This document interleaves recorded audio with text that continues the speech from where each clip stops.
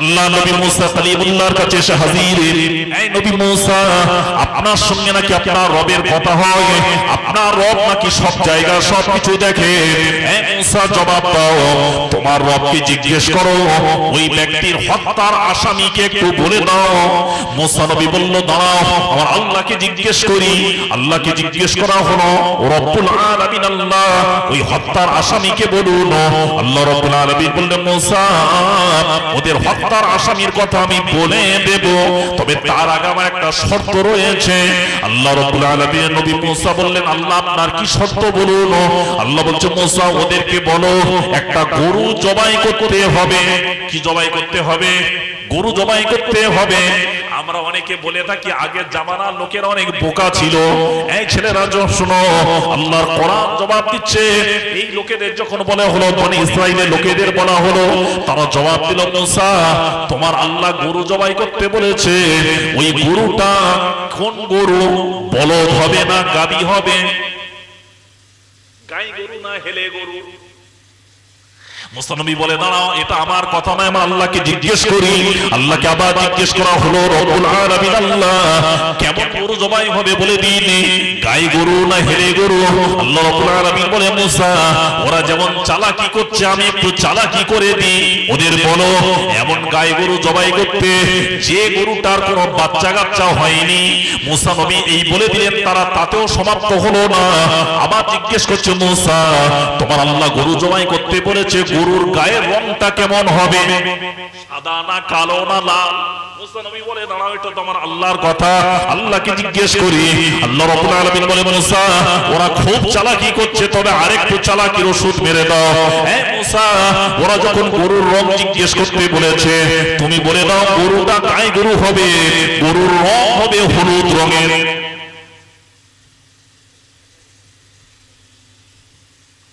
এই ছেলেরা, যুবকেরা, তরুণেরা, চালাক হওয়া ভালো, কিন্তু চালাকি করা ভালো নয়। চালাকি করতে যাও তবে এমন মানুষের সঙ্গে চালাকি করো না যাতে তোমার বিপদ বেড়ে যেতে পারে, ঠিক কিনা বলুন? যেমন আল্লাহর সঙ্গে তো কোনোদিন চালাকি করা যাবে না, ঠিক কিনা বলুন? ভাইরা আমার, এরা বলল, মুসা এই রকম রঙের তো গরু পাওয়া যায় না। আল্লাহকে আবার জিজ্ঞেস করা হলো। আল্লাহ বলল, মুসা আমি যখন বলেছি, যখন পাইয়ে দেব, খুঁজতে বলো, তালাশ করতে বলো, পাইয়ে দেব, খোঁজো। ভাইয়েরা, ছেলেরা, যুবকেরা, খুব সংক্ষেপে বলি, এমন সময় খোঁজা শুরু হয়ে গেল। একটা বুড়ি মহিলার কাছে ওই রকম শর্তবান গরু খুঁজে পাওয়া গেল। এই মহিলা, গরুটা আমাদের কাছে বিক্রয় করো। মহিলা বললেন, এই গরু বিক্রয় করা যাবে না, এটা আমার বড় শখের গরু, বড় আনন্দের গরু, এটা আমি দিতে পারবো না। বুড়ি দেবে না, এরাও শুনবে না। বুড়ি কত নেবে বলো? বুড়ি মহিলা জবাব দিল, এই গরু যদি ক্রয় করতে হয়, এই গরুটার পরিমাণে স্বর্ণ দিতে হবে, তাতেও রাজি, হত্যার আসামি চাই। গরুটা নেওয়া হলো, জবাই করা হয়ে গেল। এবারে নেওয়ার পরে, জবাইয়ের পরে, এবারে মুসা নবীর কাছে এসে হাজির। এই আল্লাহ নবী মুসা, তোমার গরু তো জবাই হয়ে গিয়েছে, এবার বলো হত্যার আসামিকে। মুসা নবী বলে, দাঁড়াও, আমার আল্লাহকে আবার জিজ্ঞেস করি। আল্লাহকে জিজ্ঞেস করা হলো।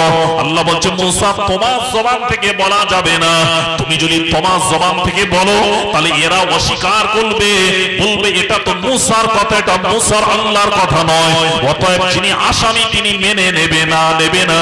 আল্লাহ তাহলে কি করব? এখন যদি আমি এদের জবাব না দিই, এরা আমাকে মিথ্যাবাদী বলবে, এরা আমার উপরে প্রহার করবে, অত্যাচার চালাবে। আল্লাহ বললে, মুসা রে, আমি নবীদেরকে জমিনে একা ছেড়ে দিই নাই, আমি আল্লাহ নবীদের সঙ্গে রয়েছি। জোরে বলুন। আল্লাহ রাব্বুল আলামিন আখরি নবীর উম্মতের ক্ষেত্রে বললেন, এই হাবিব, আমি আল্লাহ শুধু নবীদের সঙ্গে নয়, আমি আল্লাহ তোমার গুনাহগার উম্মত উম্মতিরা যদি ঈমানদার হয়, যদি মুমিন হয়, আমি আল্লাহ ঈমানদার মুমিনের সঙ্গেও রয়েছি। জোরে বলুন। এই ছেলেরা, যুবকেরা, এমন সময় আল্লাহ বললেন, মুসার এক কাজ করো, ওই গরুর এক টুকরা গোশত নিয়ে ওই মৃত ব্যক্তির গায়ে মারতে বলো। ওই এক টুকরা গোশত নিয়ে মৃত ব্যক্তির গায়ে মারা হলো। মৃত ব্যক্তিটা আল্লাহর হুকুমে জীবিত হয়ে গেল। জীবিত হয়ে গিয়ে জাস্ট এতটুকু কথা বললেন, আমার হত্যার আসামি হলো আমার বন্ধু। আর অবিশ্বাস করার কিছু আছে? যাকে হত্যা করেছে সেই বলে দিল আমার হত্যার আসামি বন্ধু, বাস এতটুকু। পরে আবার মারা গেল। ও ছেলেরা, যুবকেরা, এই ঘটনাটা সূরা বাকারাতে পাবেন। দ্বিতীয় নম্বর, মুসা নবীর সঙ্গে ছাগলের সম্পর্ক রয়েছে। তৃতীয় নম্বর হলো আপনার দুম্বার ঘটনা, এটা হলো ইব্রাহিম নবীর সঙ্গে সম্পর্ক। কার সঙ্গে? ইব্রাহিম নবীর সঙ্গে। ও যুবকেরা, বন্ধুরা, চতুর্থ নম্বর ঘটনা হলো উটের ঘটনা। এটা কার? এর মাঝখানে মজার কথা আপনাদের বলে দিই, শুনুন। কোন পশুটা কুরবানি করা উত্তম? আমরা গরু জবাই করি, দুম্বা জবাই করি, উট জবাই করি, আপনার মহিষ জবাই করি, কিন্তু আপনারা দেখা যায় দেখবেন গরুর সঙ্গে সম্পর্ক হলো তাহলে মুসা কালিমুল্লাহ, ছাগলের সঙ্গে সম্পর্ক মুসা কালিমুল্লাহ, দুম্বার সঙ্গে সম্পর্ক হলো ইব্রাহিম খলিলুল্লাহ। কিন্তু আমার আপনার নবী কি কুরবানি দিলেন প্রথম? আল্লাহর কোরআন 30 পারা খুলুন, আল্লাহ ছোট্ট একটা কোরআন নাজিল করে আয়াত নাজিল করেছেন, সূরা নাজিল হলো, সূরার নাম হলো সূরাতুল কাউসার। সূরা কাউসার বড় না ছোট? খুব ছোট সূরা না? পড়ুন, কি মজা লাগবে দেখবেন। ভাইরা আমার, আল্লাহ বলছেন ইন্না আতাইনাকাল কাউসার, হাবিব আমি নিশ্চয়ই তোমাকে কাউসার দান করলাম। কি দান করলাম? কাউসার দান করলাম। আল্লাহ নবী জিজ্ঞেস করলেন আল্লাহ কাউসার কি? আল্লাহ রাব্বুল আলামিন বলেন হাবিব রে, কাউসার হলো একটা কূপের নাম। কিসের নাম? কূপের নাম, একটা কুয়ার নাম। এটা কি? আল্লাহ বলছেন হাবিব, এই কূপটা দুনিয়ার জমিনে নয়, এটা হলো হাসরের ময়দানে, যেদিন কেউ কারোর হবে না, বাপ বেটার হবে না, বেটা বাপের হবে না, স্ত্রী স্বামীর হবে না, ছেলে পিতার হবে না। ওই দিনে মানুষেরা এত কষ্টেই থাকবে, পানির জন্য তড়পাতে থাকবে। রাসূলুল্লাহ বলেছেন কারোর পানির জন্য জিহ্বাটা বের হয়ে যাবে, কুকুরের মতো জিহ্বা বের হয়ে ঝুলতে থাকবে, কিন্তু কোনো পানি পাওয়া যাবে না রে হাবিবি। ওই সময় একটা কূপের পানি পাওয়া যাবে, যেটা হলো হাউজে কাউসার। ওই হাউজে কাউসারটা আমি আদম নবীকে দিলাম না, আমি মুসা নবীকে দিলাম না, আমি ঈসাকে দিলাম না, আমি কোন নবীকে দিলাম না, আমি আল্লাহ একমাত্র তোমাকে এটাই দিয়ে দিলাম রে হাবিব। এটা তুমি নিজে হাতে তোমার গুনাহগার উম্মত উম্মতিকে তুমি নিজ হাতে পানি পান করাবে। জোরে বলুন। আল্লাহ বলছেন হাবিব তুমি খুশি না নারাজ বলো? আল্লাহ নবী বললেন আল্লাহ আমি বড় খুশি। এবার আল্লাহ তার হাবিবকে জিজ্ঞেস করছেন হাবিব রে, তোমাকে যদি আমি এত খুশি করালাম, তুমি আমাকে কি খুশি করাবে? তোমাকে আমি এত বড় উপহার দিলাম, তুমি আমাকে কি উপহার দেবে বলো? আরে বন্ধু বন্ধুর সঙ্গে এমন কথা হয়, ঠিক কিনা বলুন? আল্লাহ নবী বললেন আল্লাহ কি দেব আপনাকে? আপনাকে কি দিয়ে খুশি করাবো? আল্লাহ রাসূল চিন্তা করলেন, আল্লাহ রাব্বুল আলামিন হাবিবকে বললেন হাবিব রে তুমি চিন্তা করো না, কি দিয়ে তুমি খুশি করবে দেখো। আল্লাহ তারপরে আবার আয়াত নাযিল করলেন ফাসাল্লি লিরাব্বিকা ওয়ানহার, হাবিবি তুমি আমাকে রাজি করার জন্য আমার রাস্তায় একটা উটকে নহর করো। উটকে কুরবানি করেছিলেন কে? নহর করেছিলেন কে? আমার রাসূল করেছিলেন। সেই জন্য উটকে জবাই করা হয় না, উটকে নহর করা হয়। এই চারটে পশুর কথা কোরআনে আছে। আমরা যে মহিষ কুরবানি করি, এই মহিষের কথা 30 পারা কোরআনে কোনো জায়গায় নেই। এখন যদি বলেন কোরআনে নেই তাহলে করা যাবে না, কোরআনে নেই যখন করা যাবে না। কোরআন ভাইরা, ছেলেরা, যুবকেরা, তরুণেরা, আমি আপনাদের সেই জন্য খুব সংক্ষেপে বলবো, সময় খুব সংক্ষেপে, যেহেতু 12টায় সমাপ্ত করতে হবে আপনাদের, খানা ওই দিকে রেডি। ভাইরা তাহলে আমাদের চারটে পশুর কথা কোরআনে আছে, মহিষের কথা কোরআনে নেই। তাহলে মহিষের কথা যদি কোরআনে না থাকে তাহলে বলবেন কোরআনে নেই যখন এটাও করা যাবে না, তাহলে কোরআনে নেই যখন ওর গোশত খাওয়া যাবে না। কিন্তু এ বলার অধিকার আপনার নেই, ঠিক কিনা বলুন? ও ছেলেরা, যুবকেরা, তরুণেরা, কোরআনে নেই। সেই জন্য আহলে সুন্নাত ওয়াল জামাতের দলিল হলো শুধু কোরআন নয়, আহলে সুন্নাত ওয়াল জামাতের দলিল হলো কোরআন, হাদিস, ইজমা, কিয়াস। কটা দলিল? জোরে বলেন কটা? কোরআন, হাদিস, ইজমা, কিয়াস। কোরআনে যেটা পাওয়া না যাবে আমরা খুঁজবো কোথায়? হাদিস শরীফে। কোথায় খুঁজবো? হাদিসে খুঁজবো। কোরআনে চারটে পশুর আছে, মহিষের কথা আছে কোথায়? আমার রাসূলুল্লাহ মহিষ কুরবানির কথা বলেছেন, আমার রাসূলুল্লাহর হাদিস শরীফে আছে। সেই জন্য আমরা এটাও কুরবানি করি, এটাও কুরবানি করা যায়। সেই জন্য ফুকায়ে কেরাম বলেছেন যেহেতু কোরআনে চারটে আছে, রাসূলুল্লাহর হাদিসে এটার কথা আছে, অতএব এটাও কোরবানি করা যায়, চলবে। ছেলেরা, যুবকেরা, তরুণেরা, এবার আপনাদের আরেকটু বোঝায়, আরেকটু ধৈর্য ধরুন। সামনে কোরবানির সময় কোরবানি করা হবে, ঠিকই, মাশাআল্লাহ, ভালো জিনিস। এখন কোরবানি দেবেন, কোরবানি কার নামে হয়? জোরে বলেন, কোরবানি কার নামে হয়? কথা বলতে পারছেন না?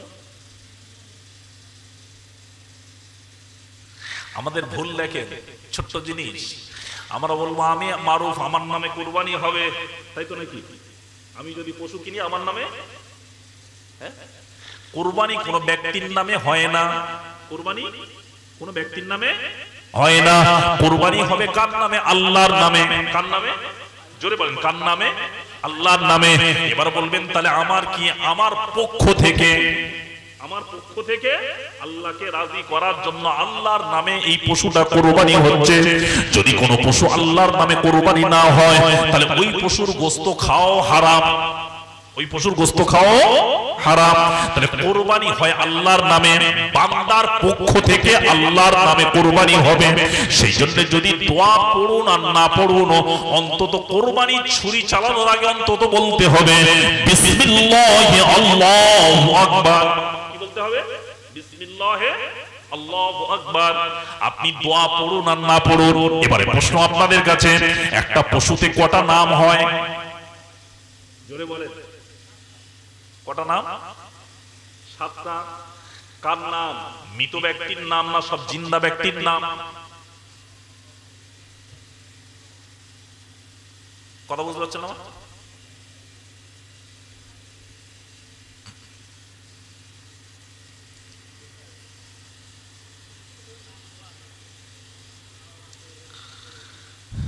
ভুল, সামান্য জিনিসগুলো একটু ফলো করি না। আর আমাদের আফসোস, যে সময়ে সেই সময়ের ওয়াজগুলো, আলোচনাগুলো করা দরকার। এই জুম্মাতে যদি ইমাম সাহেবরা কোরবানির প্রসঙ্গ, কোরবানির আগে যদি কোরবানির প্রসঙ্গে সম্পর্কে জুম্মাতে একটু করে বয়ান করে, কোরবানি দাতা যারা, কোরবানি দেবে যারা, তাদের পক্ষ থেকে যারা কোরবানি দেবে, এরা দেখবেন তুমি অনেকটা সচেতন হবে। ঠিক কিনা? 7টা নাম কেমন? ধরে নিন আমার উপরে কোরবানি ওয়াজিব হয়েছে, কোরবানি ওয়াজিব হয়েছে আমার উপরে। এখন যার উপরে কোরবানি ওয়াজিব হয়েছে তাকে তো কোরবানি আদায় করতেই হবে, তাই তো নাকি? যার উপরে ওয়াজিব হয়েছে তাকে আদায় করতেই হবে। কোরবানি 2 প্রকার, একটা হলো ওয়াজিব কোরবানি আর একটা হলো নফল কোরবানি। কি কোরবানি? একটা ওয়াজিব আর একটা হলো নফল। ওয়াজিব মানে আদায় করতেই হবে, আর নফলটা আপনি নেকির জন্য কোরবানি দেন। আপনার উপরে ওয়াজিব হয়, আপনি জোর করে একটা নেকি গোড়ানোর জন্য একটা পশু কিনে আপনি কোরবানি করছেন। কথা বুঝতে পেরেছেন? আপনি সাহেবে নেসাব নয়, ওয়াজিব হয়নি শরীয়ত অনুযায়ী। এখন আপনার উপরে ওয়াজিব হয়েছে, এখন আপনি গরু কিনে এনেছেন 40,000 টাকা দিয়ে, কোরবানি হবে। কার নাম দিচ্ছি? বলে আমার বাপের নাম দে, আমার মার নাম দে, আমার দাদার নাম দে, আমার স্ত্রীর নাম দে, নাম করে 7টা নাম বসিয়ে দিয়েছে। কিন্তু যার উপরে ওয়াজিব হয়েছে তা সে বাপ, তাই তো নাকি? সে বাপ। আমি আপনাদের খুব সংক্ষেপে, খুব ছোট্ট মাসলা আপনাদের শিখিয়ে দিয়েছি। কোরবানি দাতা যারা আছে, কোরবানিতে 7টা নাম যখন দেবেন, প্রথম নম্বরে নাম আসবে বিশ্বনবী জনাবি মুহাম্মদ রাসূলুল্লাহ সাল্লাল্লাহু আলাইহি ওয়াসাল্লাম। কার নাম আসবে? এই জোরে বলুন, কার নাম?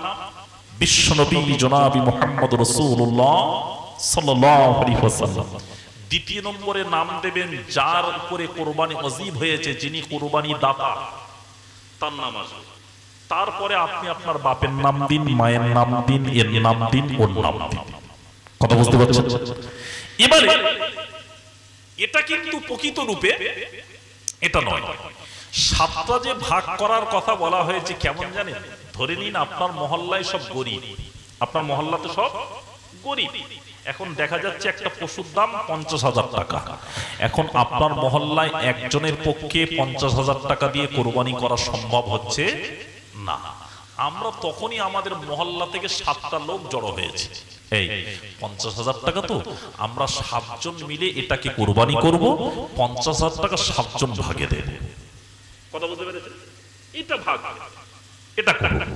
আরেকটা কোরবানি হয়, অনেক ব্যক্তি ওসিয়াত করে যায়, ওসিয়াত করে যায় যে আমি কিছু সম্পদ বা কিছু জিনিস রেখে যাচ্ছি, এটা থেকে যতটা আয় আসবে, যতটা লাভ হবে, এই লাভের অংশটা বছরে একটা করে কোরবানি দেবে, বছরে একটা করে কোরবানি দেবে। অনেক ওসিয়াত করে যায় এরকম। এই ওসিয়াত যখন করবে, এর জন্য মাসলা কিন্তু আবার আলাদা। ধরে নিন আপনার বাপ হোক, দাদা হোক, এখন ওসিয়াত করে গেছে, তার জন্য সম্পদও আলাদা রেখে দিয়ে গেছে, বাজারে একটা দোকান রেখেছে, এই দোকানের বছরে যা ভাড়া আসবে এটা কোরবানির জন্য। এখন সেই কোরবানির সেই টাকা দিয়ে একটা পশু কেনা হয়েছে। এখন আপনারা এমনি কোরবানি করলে গরুর গোস্ত কটা ভাগ করে? এই জোরে বলেন, কটা ভাগ? কার কার? একটা, তিনটে ভাগের গোস্ত। একটা ভাগ ফকিরের জন্য, ফকির মিসকিনের জন্য, একটা ভাগ আত্মীয়তার জন্য, আর একটা ভাগ নিজের জন্য। এই তো।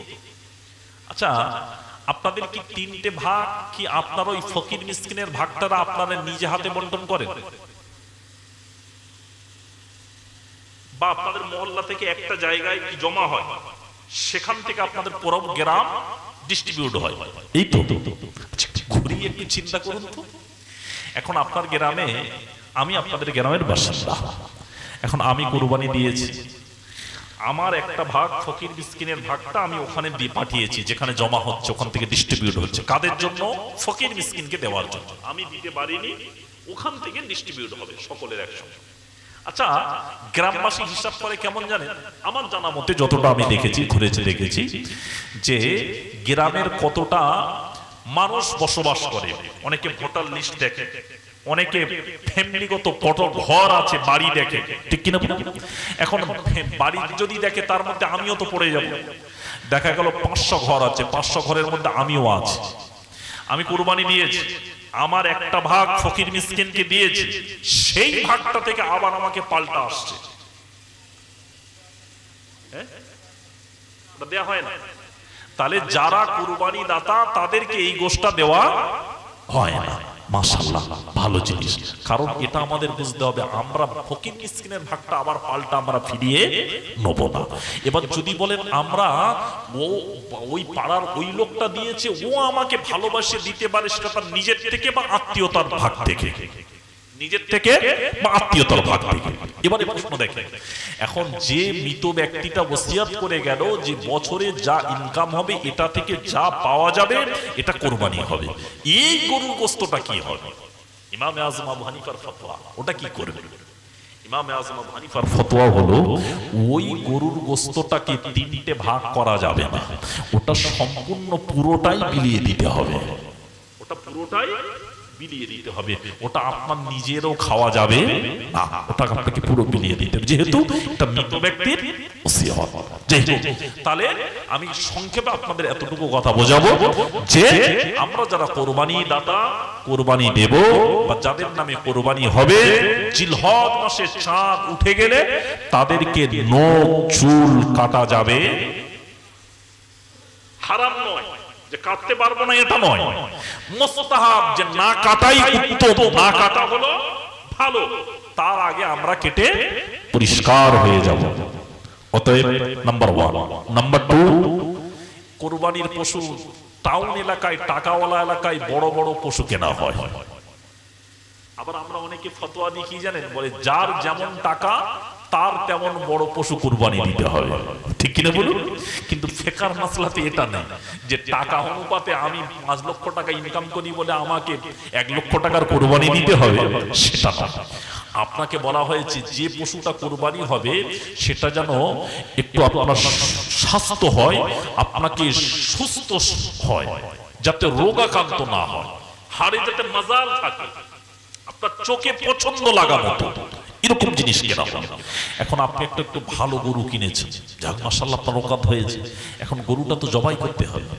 জবাই করার জন্য আমরা অনেকে দেখবেন ফেলতে হবে, ফেলার জন্য লোক রেডি আছে যে এই জায়গায় ফেলবো, এই জায়গাটা গর্ত করে রেখেছি, রক্তটা যাতে ওখানে পড়ে, ঠিক কিনা? এখন কোনো কারণবশত তরু তাজা একটু ভালো একটু তেজি গরু হলে দেখবেন ওকে ওই জায়গায় ফেলা যায় না, গিয়ে ছুটে গিয়ে 10 হাত দূরে গিয়ে পড়েছে, ঠিক কিনা? হয় না, ছটকেই চলে গেছে, সেখানেই ফেলেছে, পায়ে দড়ি জড়িয়ে দিয়েছে, দে টান, চল ওই জায়গা নিয়ে চল। খবরদার, এ ভুল করা যাবে না। রাসূল বলেছেন চেষ্টা করো কুরবানির পশু কুরবানির আগে তাকে যতটা কষ্ট থেকে মাহরুম করা যায়, যাকে যতটা কষ্ট থেকে মাহরুম করা যায়। বলা হয়েছে, রাসূল বলেছেন আরো উত্তম হলো তোমরা পশুটার গলায় ছুরি চালানোর আগে তাকে পানি খাওয়ানোটা উত্তম। যদি পারো পানি খাইয়ে নিয়ে ছুরিটাকে ধারালো করো। আমরা অনেকে কি করি জানেন, এক জায়গায় 4টে গরু জবাই হয়, বলে ওটা হচ্ছে ওখানে দাঁড় করিয়ে রেখেছে। খবরদার, এই কাজ করবেন না। এই পশুটা কোরবানি হচ্ছে, ওরা না যেন দেখতে না পায়, ওরা না যেন দেখতে না পায়, আড়াল করুন। এটা হয়ে গেছে, আড়াল করুন, তারপর আনো।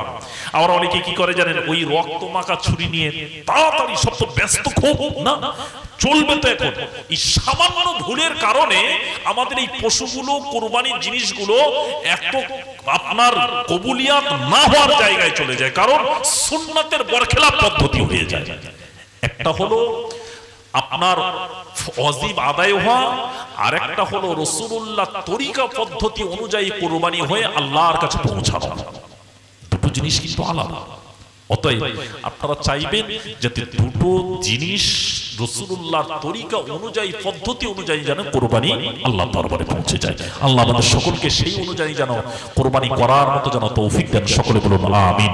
আসুন একটা সামান্য জিনিস আপনাদের, আরেকটু মাসলার কথা আপনাদের বলে বিদায় নেব। ভাই, আমরা যারা এখানে এসেছি, কষ্ট হচ্ছে আপনাদের? কষ্ট হচ্ছে ভাই? আসুন সামনে আরেকটু আগিয়ে দিই। আমরা এখানে যারা এসেছি, মাশাআল্লাহ, আশা করি আপনারা 5 ওয়াক্ত নামাজ পড়েন। কত ওয়াক্ত নামাজ? 5 ওয়াক্ত। আমাদের নামাজ কত ওয়াক্ত ফরজ? 5 ওয়াক্ত তো, 5 ওয়াক্ত তো। এখন এই 5 ওয়াক্তের মধ্যে 2টো ওয়াক্তের নামাজ হলো খুব দামি নামাজ। কটা ওয়াক্তের নামাজ? জোরে বলেন, কটা ওয়াক্তের? 2টো। কি কি জানা আছে আপনাদের? ফজর, ফজর আর আসর। ফজর আর আসর। আমি আপনারা যখন জানেন, আপনাদের থেকে একটু মসলা আপনাদের জানবো। আপনাদের অনেকের অভ্যাস আছে না যে 5 ওয়াক্ত নামাজটা জামাতে আদায় করি? আছে অনেকে, বা জামাত আদায় করি, কিন্তু সবথেকে বেশি ঘুম আসে ফজরের সময়। কখন? কিন্তু যারা 5 ওয়াক্ত নামাজ পড়ে, দেখবেন যত ফজরের সময় আপনার ঘুম আসুক না কেন, ঠিক উঠে যায়, ঠিক উঠে যায়। এখন ধরে নিন 4:30 জামাত হবে। কটায়? 4:30। এখন 4:30 জামাত, আমার ঘুম ভেঙেছে 4:25। আমি যেই মোবাইলের টাইমটা দেখলাম, দেখবেন তাড়াতাড়ি করে জামাটা গায়ে দিয়ে মসজিদের দিকে খুব তাড়াতাড়ি ছুটছি, স্পিড, যেহেতু জামাত করতে হবে, টার্গেট আমার, সময় হয়ে গেছে। ছুটে তাড়াতাড়ি যাওয়া যাবে তো? জোরে বলুন, যাওয়া যাবে? ইমামে আযম আবু হানিফার ফতোয়া, খবরদার কোনোদিন ছুটে তাড়াতাড়ি করে জামাত ধরতে যাবেন না।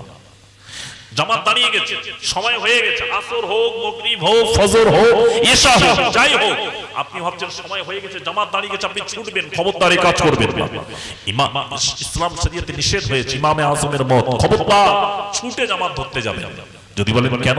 আমি ভালো কাজ করতে যাচ্ছি, ছুটে যাওয়া যাবে না। হ্যাঁ, এই জন্য নিষেধ করা হলো।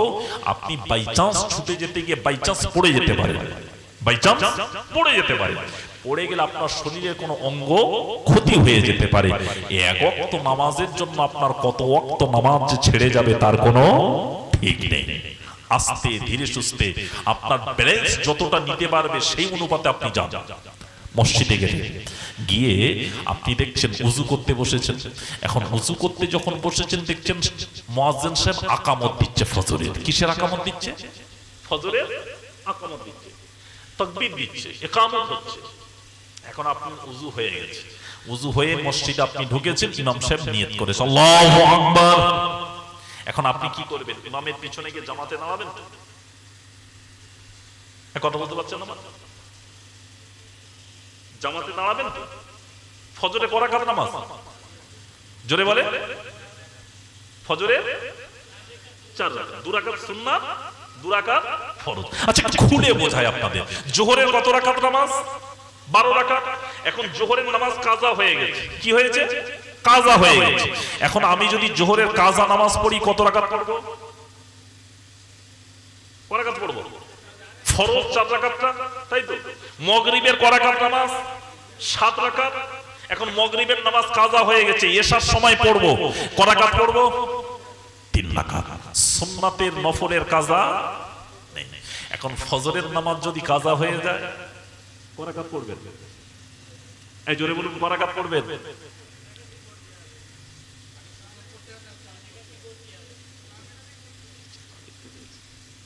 সব জানার দরকার নেই, গজল শোনার চারটে লাভ পায়ে ধরে পড়ে যায়। সেই জন্য আপনার অনুরোধ করব, জলসায় টাকা খরচা করো, আলেম ওলামাদের কথাবার্তা শোনো, যেগুলো শুনলে শরীয়তে লাভ আছে আপনাদের। ফজরের সুন্নাতেরও কাজা আদায় করতে হবে, ফজরের সুন্নাত বাদ দেওয়া যাবে না। কত সময় পর্যন্ত? দুপুর 12টা পর্যন্ত যদি আপনি কাজা নামাজ আদায় করেন, তাহলে আপনাকে ফজরের সুন্নাতেরও কাজা আদায় করতে হবে। 12টার পরে হয়ে গেলে আর সুন্নাতের কাজা আদায় করলে হবে না। এবারে মাসলা, আপনি জামাতে দাঁড়াবেন না সুন্নাত পড়বেন? প্রশ্ন, জামাত দাঁড়িয়ে গেছে, এখন আমি উযু করে জামাতে দাঁড়াবো না সুন্নাত পড়বো? চার ইমামের এক ইমাম ইমামে আযম আবু হানিফা রাহমাতুল্লাহ হুজুরকে জিজ্ঞেস করা হলো, হুজুর আমি জামাতে দাঁড়াবো, জামাতে শরীক হব না সুন্নাত দাঁড়াবো? চার ইমামের এক ইমাম ইমামে আযম আবু হানিফা ফতোয়া দিলেন, ও মুসল্লিরা, খবরদার ফজরের সুন্নাতের গুরুত্ব কত জানো? ফজরের সুন্নাতটাকে অন্য নামাজের সুন্নাতের মতো ভেবো না, ভেবো না, ভেবো না। ফজরের নামাজের সুন্নাতের গুরুত্ব শোনো। রাসূলুল্লাহর হাদিসে আম্মা জান আয়েশা রাদিয়াল্লাহু করেন, আল্লাহ নবী বিশ্ব নবী রাহমাতুল লিল আলামিনকে দেখেছি, আল্লাহ নবী যখন আমার হুজরাতে থাকতো, আমি আয়েশা রাসূলুল্লাহকে দেখতাম, যখন বেলাল আযান দিত, বেলালের আযানের পরে আল্লাহ নবী উঠতেন, রাসূলুল্লাহ উঠে নামাজে দাঁড়াতেন আমার হুজরার ভিতরে। তখন কিন্তু মসজিদে নববীতে জামাত হয়নি, জামাত হয়নি। আমার নবী আমার হুজরার ভিতরে নামাজে দাঁড়াতেন।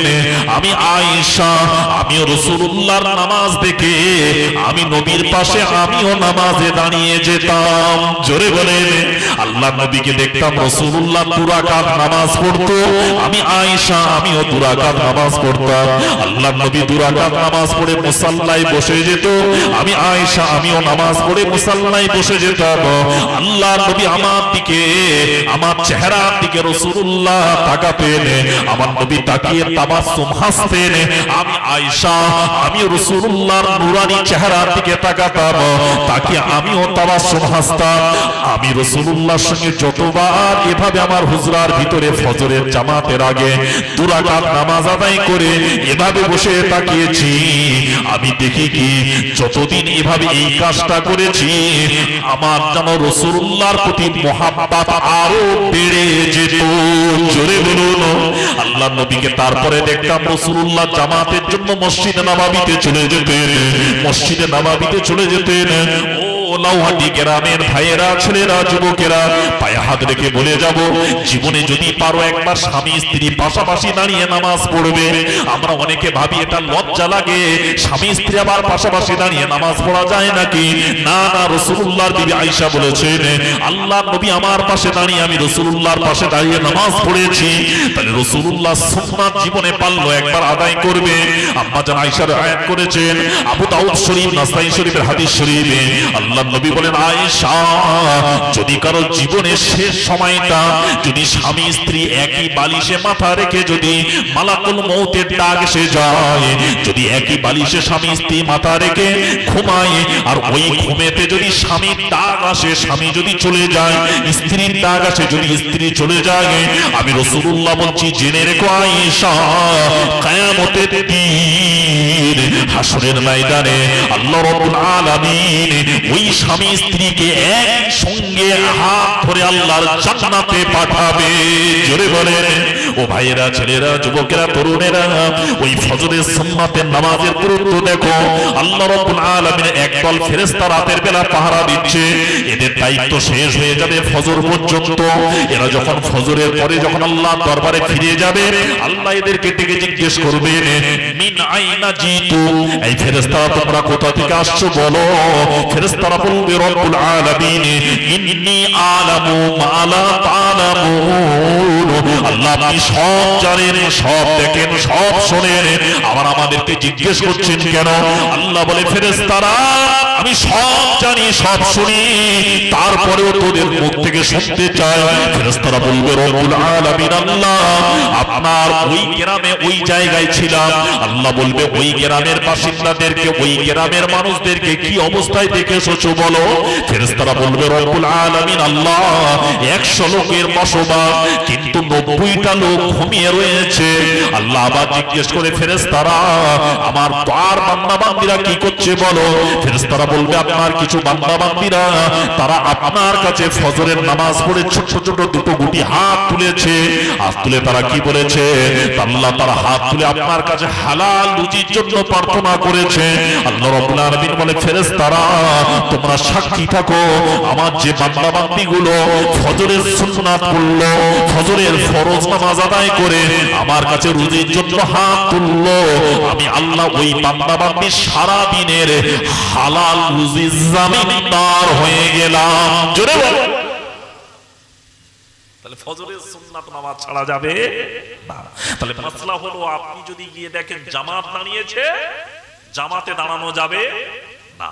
জামাত সবে শুরু হয়েছে, জামাতে দাঁড়ানো যাবে না। আপনি মসজিদের জামাত ছেড়ে দিয়ে ফাইতে একটা জায়গায় দাঁড়িয়ে আগে 2 রাকাত সুন্নাত নামাজ আদায় করো। আগে 2 রাকাত সুন্নাত নামাজ আদায় করে তারপরে জামাতে দাঁড়াও। এবারে প্রশ্ন হলো, বলবেন হুজুর 2 রাকাত সুন্নাত পড়তে গেলে ফরজ নামাজ তো ছেড়ে যাবে, জামাত ছেড়ে যাবে। না না, রাসূলুল্লাহ বলেছেন ফজরের নামাজের যিনি ইমাম হবে, ফজরের নামাজের কেরাতটা লম্বা হবে, বড় হবে। কি হবে? ফজরের নামাজের কেরাতটা লম্বা হবে, বড় হবে। আমরা অনেকে ভাবি ইমাম সাহেব ফজরের সময় এত বড় কেরাত ধরেছে কেন? ঠিক কিনা বলুন? এটা রাসূলুল্লাহর আদেশ। আম্মা জান আয়েশা বলেন আমি রাসূলুল্লাহকে দেখেছি, আল্লাহর নবী ফজরের নামাজ শুরু করত অন্ধকার থাকতো, আমার নবী নামাজ শেষ করত পরিষ্কার হয়ে গিয়েছে, আমরা সব দেখতে পেতাম। রাসূলুল্লাহ 2 রাকাত নামাজে এত বড় কেরাত ধরতেন। ভাইরা, ছেলেরা, যুবকেরা, এবার আপনি সুন্নাত পড়ে তবে জামাতে দাঁড়ান। এবার ইমামে আজম আবু হানিফাকে প্রশ্ন করা হলো, হুজুর আমি এমন সময় মসজিদে ঢুকলাম যে সময় গিয়ে দেখছি যে 1 রাকাত হয়ে গিয়েছে আর 1 রাকাত বাকি রয়েছে, এখন যদি আমি সুন্নাত পড়তে যাই আমার জামাত ছেড়ে যাবে, এখন ওই মুহূর্তে আমার কাজ কি? ইমামে আজম আবু হানিফা হুজুর আমার ফতোয়া দিলেন, তখন তোমাকে সুন্নাত আগে পড়তে হবে না, হবে না, তুমি জামাতে শরীক হয়ে যাও, জামাত আদায় করে নাও, জামাতে ফরজ নামাজ আদায় করে নাও। ফরজ নামাজ আদায় করার পরে তারপরে আবার সুন্নাতটাকে আদায় করো, কিন্তু সুন্নাত বাদ দেওয়া যাবে না।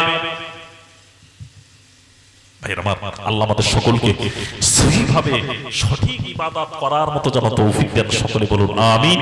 আল্লাহ আমাদেরকে সঠিক ঈমানদার হওয়ার মতো যেন তৌফিক দেন, সকলে বলুন আমিন। বর্তমান পৃথিবীতে খুব নাজুক সময় চলছে, খুব কঠিন সময় চলছে। হ্যাঁ,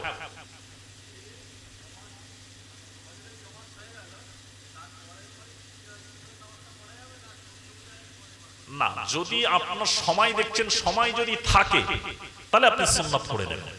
সময় যদি থাকে, দেখছেন জামাত শেষ হওয়ার পরে সময় বাকি রয়েছে, এখন আমার ফজরের সময় আছে, তাহলে সুন্নাতটা পড়বেন।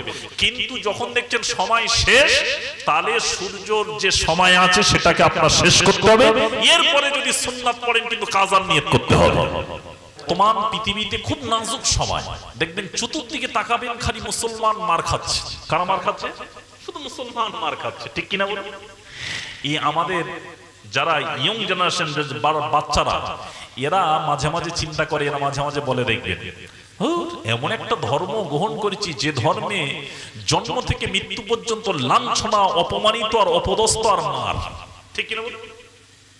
কি ধর্ম রে বাবা! দাড়ি রাখলে বেইজ্জতি, টুপি মাথায় দিলে বেইজ্জতি, জুব্বা পরলে বেইজ্জতি, মুসলমান নাম শুনলেও বেইজ্জতি, ঠিক কিনা বলুন? তামাম বিশ্বে 57টা মুসলিম রাষ্ট্র রয়েছে। কটা? 57টা। এই 57টা মুসলিম রাষ্ট্র কয়েক কোটি মুসলমান, কয়েক কোটি মুসলমান। এই মুসলমান পৃথিবীতে যা আছে, এরা যদি ঠিক মতো যদি দাঁড়িয়ে থেকে পেশাব করে দেয়, কয়েক লক্ষ ইহুদি ভেসে যাবে। তারপরেও যদি বলবেন মুসলমান মার খাচ্ছে কেন, তার কারণ কি জানেন? কারণ হলো আপনাদের লাউহাটি থেকে কলকাতা বাস যায়, যাই তো? লাউহাটি থেকে কলকাতা বাস যায়। বাসের সিট সংখ্যা কত? 50 জন বা 60 জন, এই তো। এখন 50 ধরে নিলাম, 50 জন যাত্রী হলো সব হাফেজ আর আলেম। কি হাফেজ আলেম আল্লাহওয়ালা, তাহলে ভালো যাত্রী। পুরো বাসটাই হাফেজ আলেম আল্লাহওয়ালা। এখন বাসটা যাবে কলকাতা। বাসের যিনি চালক হলো গাঁজাখোর, মদখোর, তাড়িখোর, মাতাল। এই বাস যাবে কলকাতা, যাবে, পৌঁছাবে গন্তব্যস্থল, পৌঁছাবে, গন্তব্যস্থল পৌঁছাতে পারবে না। আপনি বলবেন যাত্রীরা তো সব ভালো। যাত্রী ভালো হলে কি হবে? চালক যিনি তিনি তো ভালো নয়, ঠিক কিনা বলুন? এই বাসটা কলকাতা পর্যন্ত যাওয়ার আশা করা যেতে পারে না। এ দেখবেন হয় খাতে পড়বে, নাই কোনো জায়গায় ধাক্কা মেরে অ্যাক্সিডেন্ট হবে, ঠিক কিনা বলুন? আমাদের যদিও 57টা মুসলিম রাষ্ট্র রয়েছে, কিন্তু আমাদের নেতাগুলো ভালো নয়। নেতা ভালো না হওয়ার দরুনে আমাদের মার খেতে হচ্ছে, ঠিক কিনা বলুন? নাম্বার 2, মুসলমান মার খাচ্ছে কিন্তু ইমানদার মার খাবে না। ইমানদার মার খাবে না। আল্লাহ কোরআনে ওয়াদা করেছেন নাসরুল মুমিনিন। ইমানদার মুসলমান যদি হতে পারে, ইমানদারের সাহায্য করবে কে? এই জোরে বলুন, কে সাহায্য করবে? আল্লাহ। যদি বলেন যেদিকে তাকাবেন দেখবেন মোবাইল খুললেই খালি মুসলমানের উপরে মারছে, পিটাচ্ছে, মেরে দিচ্ছে। ভাই হাদিস একটা মনে পড়ে যায়, বলেই সমাপ্ত করবো। রাসূলুল্লাহর জামানা চলছে, আল্লাহর নবীর জামানা। কার জামানা? নবীর জামানা। এক ইহুদি আর একজন মুসলমানের দ্বন্দ্ব হচ্ছে একটা তরবারি নিয়ে। কি নিয়ে? তরবারি নিয়ে। ইহুদি বলছে আমার, মুসলমান বলছে আমার। এখন এরা দুজনে বলল আমার আমার করলে তো এটা সমাধান হবে না, চলো একজন ভালো লোকের কাছে যেতে হবে, যে মীমাংসা করবে, মেনে নেব। কার কাছে যাবে? ইহুদি বলল দেখো আমি ধর্মে ইহুদি হতে পারি, কিন্তু তোমাদের ধর্মের যিনি নেতা আছে যার নাম হলো মুহাম্মদ রাসূলুল্লাহ সাল্লাল্লাহু আলাইহি ওয়াসাল্লাম, তিনি ন্যায্য ন্যায় ইনসাফ করে বিচার করে। আমি ধর্মে ইহুদি হতে পারি, কিন্তু ওই নেতার বিচার আমি মানি। জোরে বলুন না সুবহানাল্লাহ। চলো রাসূলুল্লাহ দরবারে, আল্লাহ নবী দরবারে গেলেন। গিয়ে মুসলমানরা সালাম দেয়। সালাম দিয়ে বলছি ইয়া রাসূলুল্লাহ আমি মুসলমান, ওই ইহুদি। আমি মুসলমান, ওই ইহুদি। আল্লাহ নবী বলছে আরে এত বলতে হবে না, কি হয়েছে বল। রাসূলকে সব বললেন, আল্লাহ নবী সব শুনলেন। আমার নবী শুনে বিচার করছে, ফয়সালা করছে। রাসূলুল্লাহ বিচার করলেন তরবারিটা ইহুদি। কার? তরবারির হকদার হলো ইহুদি। মুসলমান কোনো কথা বলল না। মসজিদে নববী থেকে বের হয়ে মুসলমান ইহুদিকে বলল ভাই আমার রাসূলের মাথাটা মনে হয় ঠিক নেই। নবী খুব টেনশনে রয়েছে, খুব চিন্তায় রয়েছে। আল্লাহ নবী সঠিক বিচার করতে পারেন, সেই জন্য এই বিচারটা আমি মানলাম। আচ্ছা বলুন এটা মুসলমান? এই জোরে বলুন, মানা যাবে? মুসলমান। ইহুদি বললেন আচ্ছা বলো তাহলে কি? না আমাদের ধর্মের আরেকজন নেতা আছে যার নাম হলো হযরত উমর ফারুক, তিনি বিচার করেন, ন্যায্য বিচার করে, চলো তিনি যেটা বলবে মেনে নেব। ইহুদি বললেন চলো। তার বিশ্বাস উমরের কাছে যাক আর যার কাছে যাক, রাসূল যখন বিচার করেছে এর উপরে আর কোনো বিচার হবে না। চলো হযরত উমরের কাছে গিয়েছে। মুসলমান গিয়ে সালাম দিয়ে বলছে ভাই আমি মুসলমান, ওই ইহুদি। উমর বললেন কি সমস্যা? সমস্যার কথা বলে সর্বশেষ বললেন এই বিচারটা রাসূলুল্লাহ দরবারে দিয়েছিলাম। ভাই উমর নবী মনে হয় খুব টেনশনে আছে, খুব পেরেশানিতে রয়েছে। রাসূলুল্লাহ বিচার করেছে, নবী বিচারটা সঠিক করেন, নবী বিচার করেছে ইহুদির পক্ষে। আমি সেই বিচার না মেনে আপনার কাছে এসেছি, আপনি যেটাই বলবেন মানব। উমর বললেন একদম ন্যায্য বিচার হবে, কোনো প্রশ্ন হবে না, দাঁড়াও অপেক্ষা করো। ঘরের ভিতরে গেলেন, তরবারি নিয়ে এলেন। তরবারি এনে মুসলমানকে এক কোপে দু টুকরো করে দিলেন। বিচার হয়ে যায়।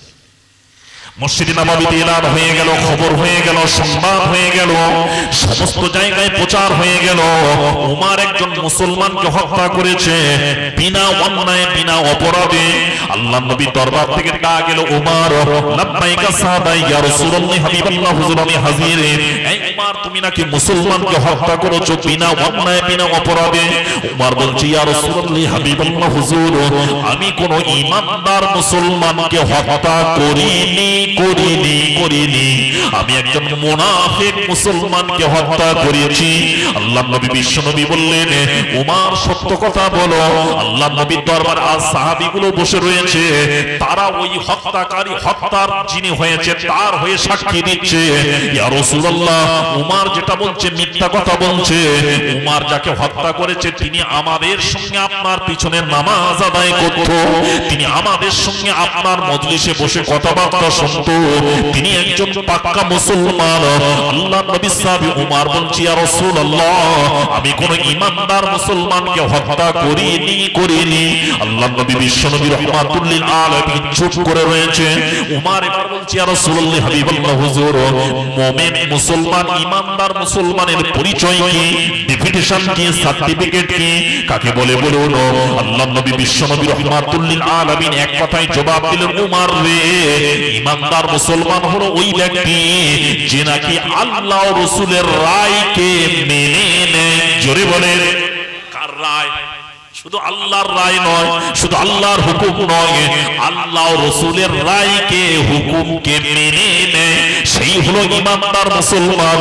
উমর বলছে, ইয়া রাসূলুল্লাহ তাহলে আমি যাকে হত্যা করেছি এই ঈমানদার নয়, হলো মুনাফিক মুসলমান, কারণ এ আপনার ফয়সালা মানেনি।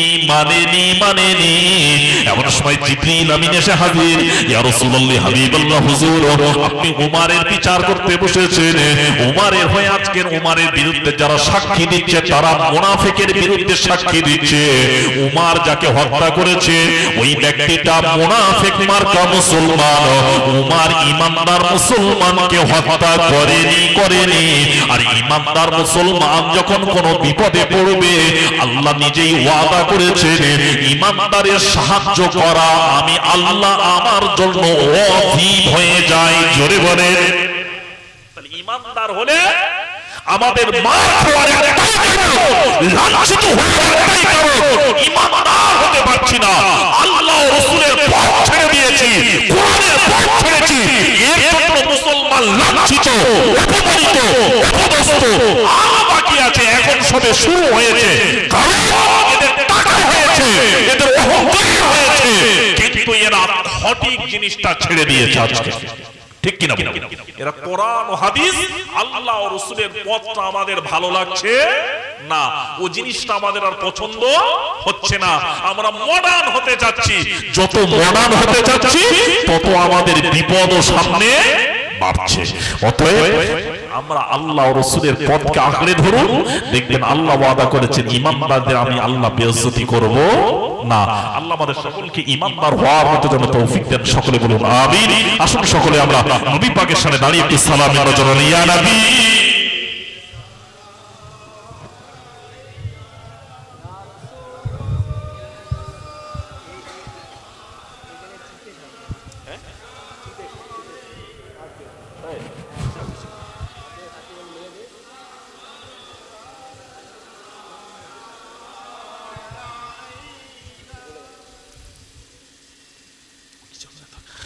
आफे सुल्ताने ए मदीना महबते ओहिओ सकीना नूर से मामूर सीना मिस्क से बेहतार पासीना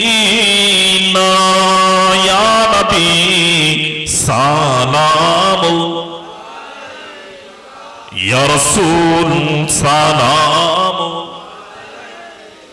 या हबीब सलाम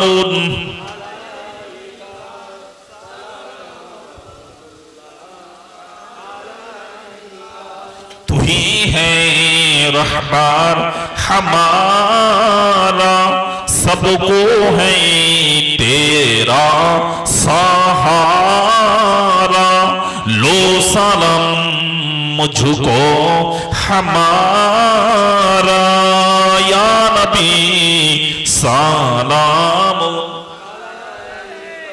या रसूल सलाम या हबीब सलाम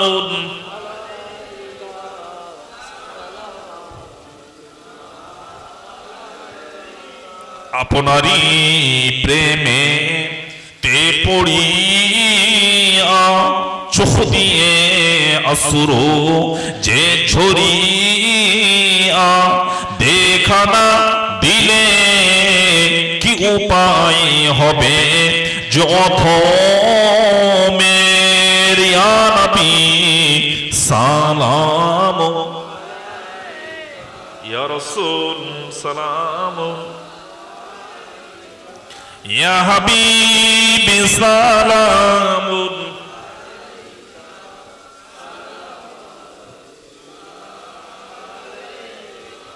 নবীজির আপা আব্দুল্লাহ নবীজির আম্মা আমেনা নবীজির তুতুমা হালিমা আমার ফুনার নবীজির রওজা পাক সোনার মদিনা ইয়া নবী সালাম ইয়া রাসূল সালাম ইয়া হাবিবি সালাম